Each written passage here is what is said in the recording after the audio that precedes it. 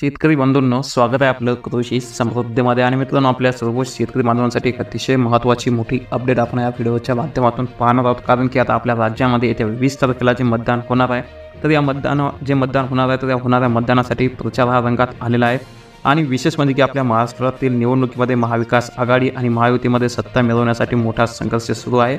आणि त्यामुळे जे आपलं हे मतदान आहे जे 20 तारखेला होणार आहे, तर त्यासाठी या दोन्ही गटांच्या नेत्यांनी सर्व शक्ती पणाला लावलेली आहे. आणि अशातच आपल्या ते राज्यातील ज्या काही लाडकी बहीण योजना आली आहे, तेव्हापासून राज्यातील महिला आणि शेतकऱ्यांसाठी मोठमोठ्या घोषणा आश्वासने केली जात आहेत. आणि अशाच आता एक अतिशय महत्त्वाची मोठी अपडेट आपल्या शेतकऱ्यांसाठी समोर येत आहे. अतिशय महत्त्वाची घोषणा आहे, अत्यंत महत्त्वाचे आश्वासन आहे. ते नेमकं काय, तर यामध्ये दोन महत्त्वाचे अपडेट आहेत. एक म्हणजे की आपल्या राज्यातील महिलांसाठी, खास करून ज्या लाडक्या बहीण आहेत त्यांच्यासाठी, आणि दुसरी गोष्ट म्हणजे आपला शेतकरी. तर अशासाठी दोन अतिशय महत्त्वाच्या आश्वासनं देण्यात आलेल्या आहेत, महत्त्वाच्या घोषणा करण्यात आलेल्या आहेत.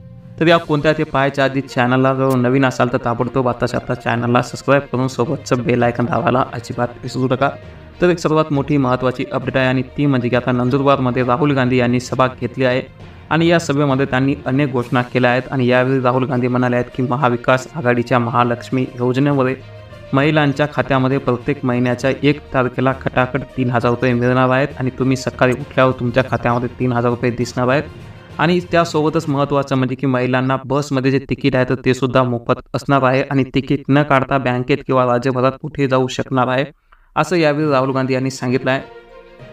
त्यासोबत भारत सरकार जे आहे तर ते 90 अधिकारी चालवतात, परंतु त्यामध्ये केवळ एक व्यक्ती आदिवासी आहे. आणि त्या अधिकाऱ्याला मागे बसवले आहे. त्याचा निर्णय घेण्याचा अधिकार नाही, त्याला आदिवासी असल्यामुळे काम दिलं जात नाही.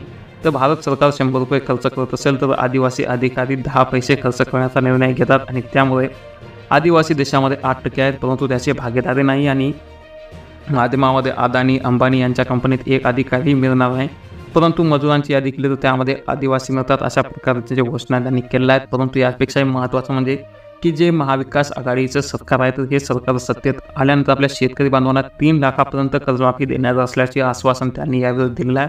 आणि त्यासोबतच आपल्या शेतकरी जे असतील, जे शेतकरी तरुण असतील, तर ज्या तरुणांना बेरोजगार असतील अशा शेतकऱ्यांच्या मुलांना सरकारी नोकरी देणार असल्याचं सुद्धा त्यांनी सांगितलं आहे. त्यासोबतच जे आपल्या शेतकऱ्यांचं 3 लाखाचं कर्ज आहे तर ते कर्ज माफ करण्यासोबतच आरक्षण 50%ची मर्यादा रद्द करणार आहे. त्यासोबत जातीय जनगणना करणार आहे असे राहुल गांधी यांनी म्हटलं आहे. त्यासोबत बेरोजगारांना 4,000 रुपये महिना देणार असल्याचं त्यांनी सांगितलं आहे. त्यासोबत 2.5 लाख तरुणांना सरकारी नोकरी देणार आहे. आणि सरकार आल्यास गरीबाला उपचारासाठी राज्यामध्ये 25 लाखापर्यंत विमा सुरक्षा देण्यात येणार असल्याचं यावेळी राहुल गांधी यांनी सांगितलं आहे. तर अशा प्रकारचे काही महत्त्वाच्या घोषणा आश्वासने आपल्या शेतकऱ्यांसाठी करण्यात आलेले आहेत.